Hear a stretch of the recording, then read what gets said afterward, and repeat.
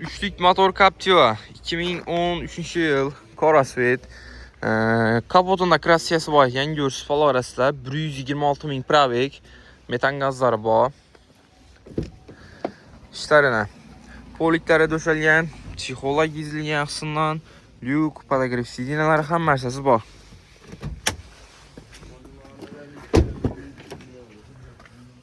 Salonları, metan gazları arkalarına ustanovka qilingan, üstlerine paslavkalarını ham koyup taxlab qo'yibdilar. 2013 yıl. Bahası 130 milyon so'm. Naqd pul bilan sizə gəzdirib beramiz üstündə. Üçlük motor, motor tərəfləmə yetişirinlik yox. Həm meri çotki. Qızğucular olsa gəlib xarid qıl orası. Avto kredit aladan bolsanız da sizə kredit qrafiklərini hesablayıb çıxarıb beramiz dostlar.